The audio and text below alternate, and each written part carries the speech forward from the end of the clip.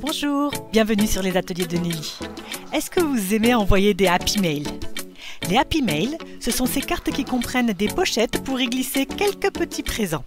Nous, les scrapeuses, en règle générale, on adore. On les remplit de scrap bidules et ces Happy Mail nous permettent de faire facilement et rapidement des cartes pleines de petits trésors pour nos copines qui partagent notre loisir. Mais avant de vous montrer le Happy Mail d'aujourd'hui, je me présente. Je m'appelle Nelly Boudet, je suis démonstratrice Stampin' Up depuis de nombreuses années. Toutes les semaines sur cette chaîne, je partage avec vous mon amour pour le scrap en vous faisant découvrir des projets de A à Z et en essayant de faire qu'ils soient le plus simple à réaliser possible. Et voici la carte Happy Mail que nous allons réaliser ensemble. C'est une carte de format standard qui entre dans une enveloppe, mais elle s'ouvre grâce à deux volets de hauteurs différentes.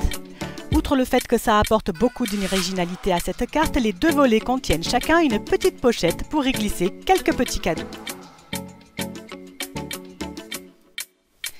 Et pour réaliser le projet d'aujourd'hui, je vais utiliser la collection Histoire de Gnome de chez Stampin' Up. Elle se trouve page 42 du mini-catalogue qui va de juillet à décembre 2022.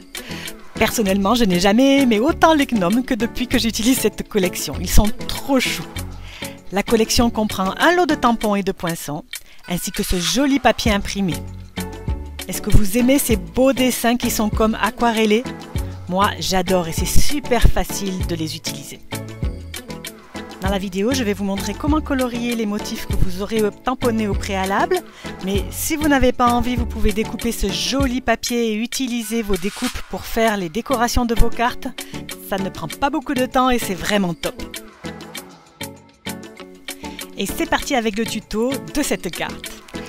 Je commence par découper 3 rectangles de papier cartonné. Le premier rectangle va mesurer 10,5 par 15 cm. C'est le rectangle central de notre carte. Nous allons ensuite faire le volet qui va se trouver à gauche, c'est le grand volet. Celui-ci, c'est un rectangle de 10,5 par 11,5 cm. Et lorsqu'on va mettre le grand côté, les 11,5 sur le bord haut du massicot, on plie à 1 cm sur un des côtés.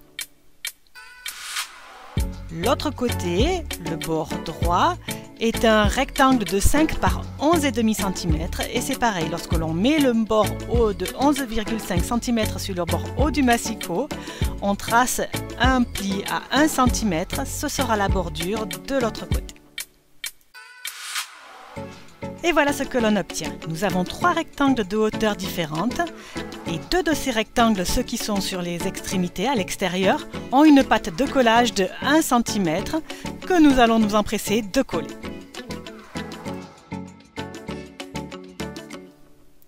Un petit coup de plioir pour avoir de jolies finitions et notre base de carte est déjà terminée. Je vais ensuite découper le papier imprimé que j'ai choisi pour les pochettes et la décoration. Le premier rectangle que j'ai découpé mesure 10 par 14,5 cm. Il sera collé à l'intérieur de la carte sur la partie centrale. Il va surtout me servir à cacher les pattes de collage puisque au-dessus je vais coller un morceau de papier blanc qui me permettra de noter un petit vœu pour la personne à laquelle je vais envoyer cette carte. Je vais ensuite découper 2 rectangles de papier imprimé pour réaliser les 2 pochettes de mon projet. Le premier rectangle mesure 4,5 par 11,5 cm. Je vais le plier à 1 cm sur 3 côtés en laissant libre un des grands côtés. Le second rectangle mesure 8 par 11,5 cm et lui aussi, je vais le plier sur 3 côtés en laissant libre un des grands côtés. Et sur chacun de ces 2 rectangles, je vais me séparer des 2 petits carrés qui se trouvent à l'intersection des lignes de pliage. Comme je vous le montre sur la vidéo, je prends mes ciseaux et hop, ça me prend 2 secondes. Il ne me restera plus qu'à découper un demi-cercle sur le bord haut de ces 2 pochettes, celui qui n'a pas de pâte de collage, et je pourrai coller mes 2 pochettes à l'intérieur de la carte. Pour découper le demi-cercle, j'ai utilisé le set de die Belleforme de chez Stampin' Up, dans lequel il y a bien sûr des cercles de plusieurs tailles qui me permettent de choisir l'ouverture que je préfère. Comme vous pouvez le voir, j'ai décidé de faire tout mon projet avec cette feuille de papier imprimée que j'adore parce que j'adore les champignons. Mais vous pouvez décider de varier la décoration en utilisant des motifs différents. C'est vous qui voyez. Pour décorer le devant de la carte, j'ai découpé 2 rectangles de papier imprimé. L'un mesure 10 par 10 cm et l'autre 4,5 par 10 cm. Et nous pouvons maintenant passer à la partie la plus amusante de notre projet, les gnomes. Je vais tamponner un des gnomes et sa maison champignon à l'encre Memento sur un morceau de papier cartonné blanc. Puis je vais utiliser les blends qui sont des marqueurs à alcool pour les colorier. Comme je vous l'ai déjà dit dans de précédentes vidéos, je ne suis pas une grande spécialiste du coloriage. J'étais nulle en dessin quand j'étais au collège, ça n'a pas changé depuis, je vous rassure. Je me contente donc de partager avec vous des astuces qui fonctionnent et qui font que le résultat ne me déplaît pas. Pour commencer, les Stampin' Blends, donc les marqueurs à alcool vendus par Stampin' Up, sont toujours vendus par lot de 2. C'est la même couleur, en clair et en foncé. C'est très important parce que ça va être très utile pour faire les ombres de vos dessins. Je ne possède pas toute la collection de Stampin' Blends, j'ai seulement quelques couleurs et le fait de pouvoir les dégrader, les mélanger m'aide beaucoup à faire des choses assez variées. Voilà comment je procède. Je commence par colorier avec la couleur la plus claire l'ensemble de mon motif. Ensuite, je passe avec la couleur la plus foncée aux endroits où je pense qu'il y aura des ombres. Lorsque l'on a un tampon comme ceci, c'est plus facile puisque Stampin' Up a déjà mis des traits là où il doit y avoir des ombres, donc on se doute de l'endroit où il faut que ça soit.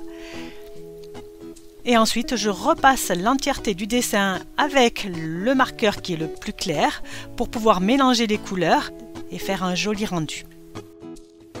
Les blends de chez Stampin' Up ont une pointe fine et une pointe pinceau, ce qui fait que l'on peut facilement s'adapter à la taille du motif que l'on est en train de colorer.